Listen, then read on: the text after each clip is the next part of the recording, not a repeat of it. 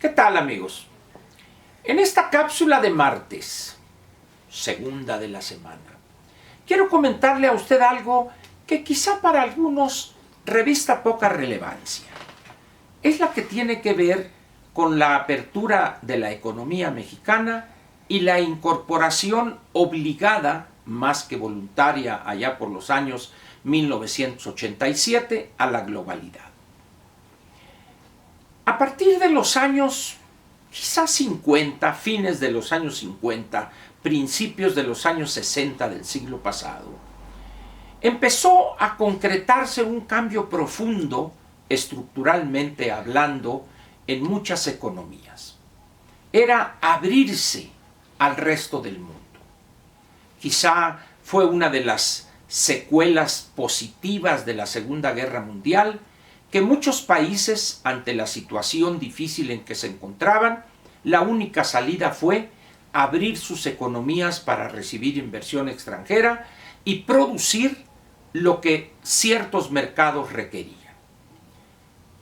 Al paso de los años 60, los años 70, esa corriente de abrir las economías e incorporarse a las grandes corrientes del comercio internacional cobró legitimidad y vida propia. De tal manera que la vía para prácticamente todos los países, excepción hecha de lo que se llamaba en aquel entonces el campo socialista, era abrir sus economías, producir para el mercado y producir específicamente una buena parte de su producción para el comercio exterior. Los que tengan una cierta edad, 55, 60 años o más, recordarán que en México mismo algunos productos se anunciaban así: producto calidad de exportación, cuando éramos una economía cerrada. Es decir, eran productos que reunían cualidades o características que el mercado mexicano no exigía, porque no le llegaban esos productos. Dicho de otra manera, lo mejor lo enviábamos al exterior y lo peor, la resaca, lo que quedaba, lo que no calificaba, se quedaba en México. Llega un momento en que ese modelo de crecimiento hacia adentro o de vernos el ombligo permanentemente cayó hecho pedazos. 1982 le dimos vida artificial 5 años más y en 1987, ya por septiembre-octubre, sucedió lo impensable. México estaba en su modelo de desarrollo en ruinas. Debimos abrir la economía y a querer y no incorporarnos a la globalidad. De eso han pasado ya casi 31 años. Los resultados están a la vista. Si usted es una persona sensata, juiciosa, objetiva, como son quienes visitan aquí este espacio con Ángel Verdugo, saben que son mucho más los beneficios y de mayor peso que los perjuicios. Ha habido perdedores, indiscutiblemente, pero también ha habido ganadores. El país hoy, su volumen de exportaciones o su participación en el comercio exterior es de primera magnitud. Somos la economía 15 del mundo y participamos en algunos mercados teniendo liderazgos importantes y en otros somos un actor no menor. Sin embargo, esos procesos de apertura generan en la mentalidad de no pocos o en la mentalidad de amplios grupos sociales en esas sociedades un rechazo casi visceral. México es uno de esos casos. Hay muchos mexicanos que de una manera honrada intelectualmente hablando están en contra de la apertura económica.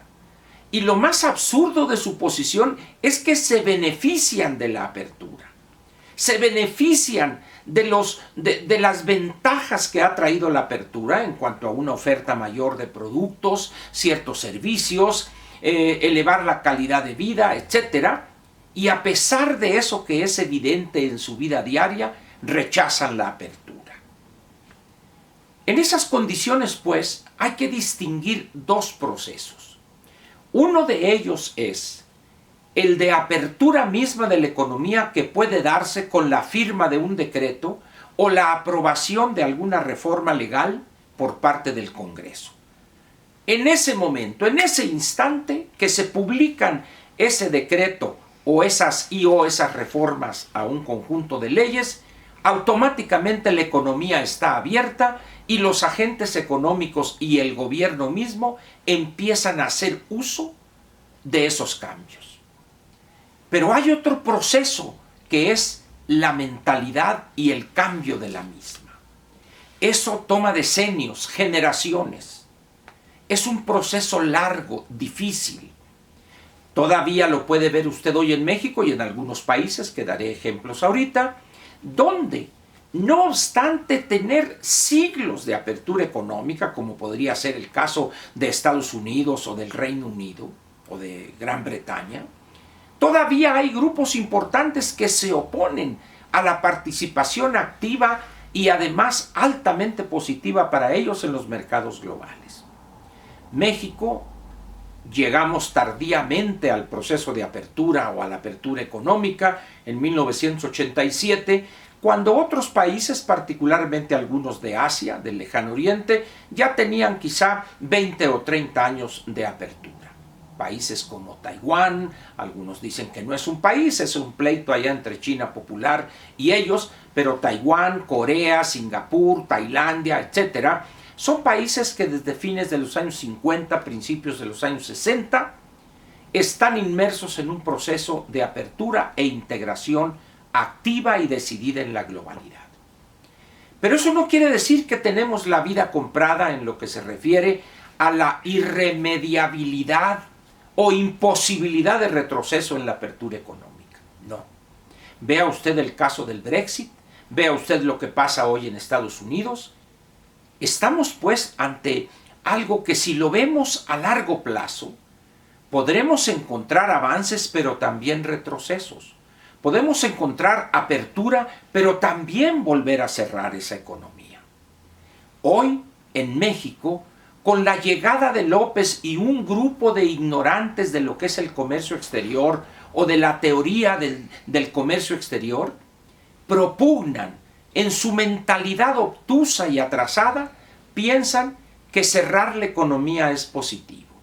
Ahí tenemos a la doctora Márquez en la Secretaría de Economía, eventualmente dicen que ocuparía esa posición, espero que no lo logre. Yo preferiría al doctor Seade, que es una persona que entiende a la perfección todos los procesos relacionados con el comercio exterior, es un hombre con una gran experiencia, y la doctora Márquez pues es una doctora en historia económica y con una mentalidad donde piensa que el déficit o el superávit en la balanza comercial lo es todo.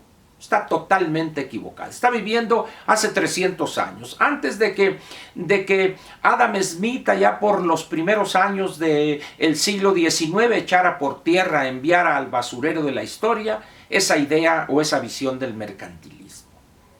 Sin embargo, López, Márquez, Ebrard y Villalobos tienen una visión aceda, de antepasado del comercio exterior.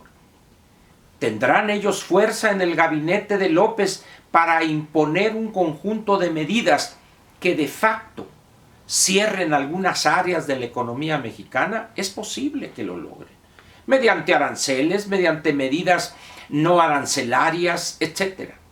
Pero es posible que lo logren. ¿Por qué? Porque hay amplios grupos en la sociedad mexicana que todavía se oponen a la apertura de la economía, se oponen a tener que competir con países más eficientes o con empresas del exterior más eficientes y altamente productivas frente a las nuestras. ¿Recuerda usted este fenómeno vergonzoso del Buen Fin? ¿Y por qué le llamo vergonzoso? Porque nos sentimos orgullosos. Es que en el Buen Fin se vendieron tantos miles de millones de pesos, etc. ¿Sabe usted qué porcentaje de lo que se vende en el Buen Fin no es hecho en México? ¿O no es de patentes mexicanas o de empresas mexicanas? 60, 75, 80%.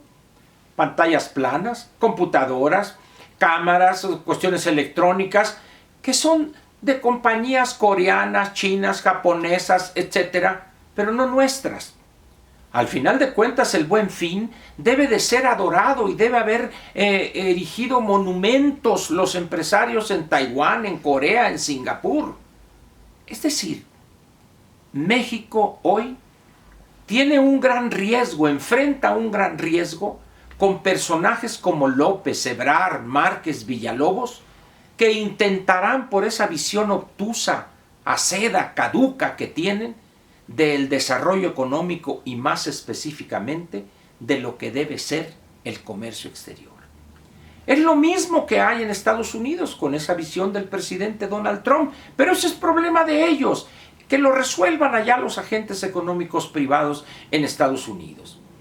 Es el problema del Brexit, que lo resuelvan los ciudadanos de Gran Bretaña. Ese es su problema. Observemos y analicemos con cuidado los planteamientos que hacen Ebrard, Márquez, Villalobos y el mismo López en relación con las reglas que deben regir en el comercio exterior.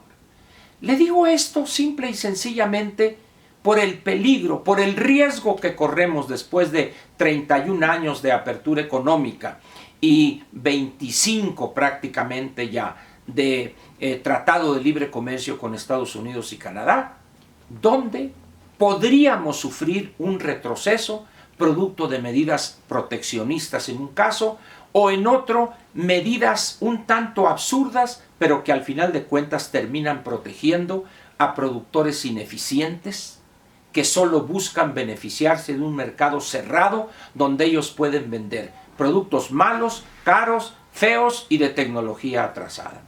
¿Eso qué haría? Estimular el contrabando, y en ese momento estaríamos en aquellos viejos años del dorado autoritarismo y de las videocaseteras entradas de contrabando.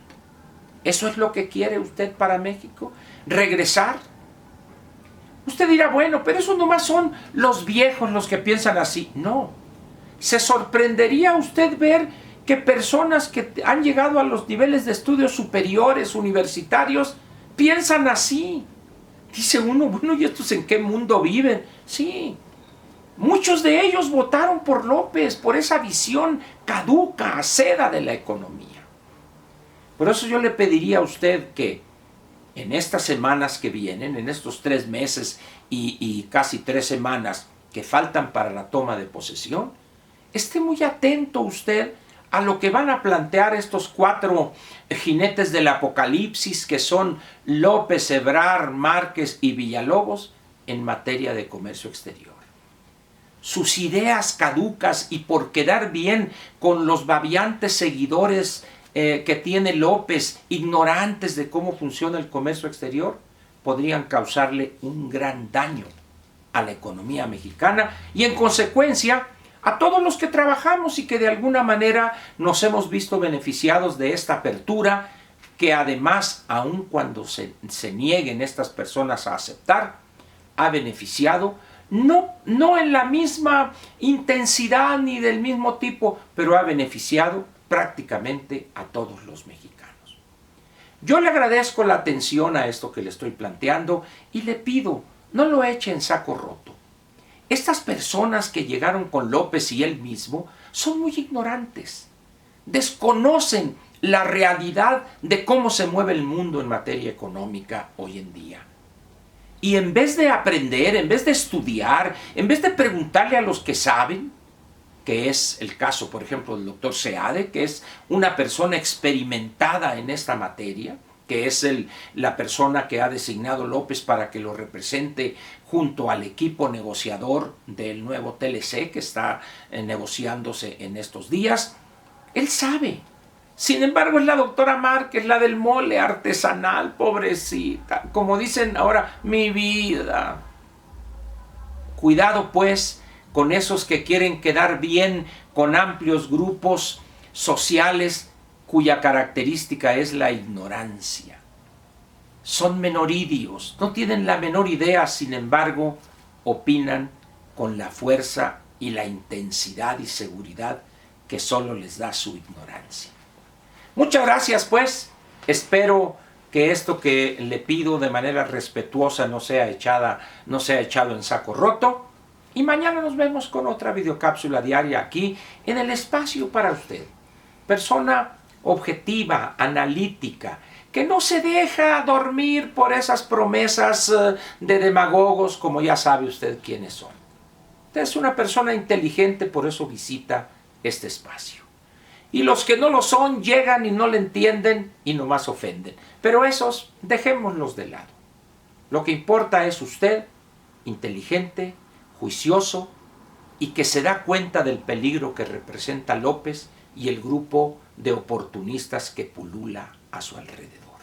Muchas gracias. Lo espero mañana con otra videocápsula diaria aquí en este espacio que es para usted, persona inteligente.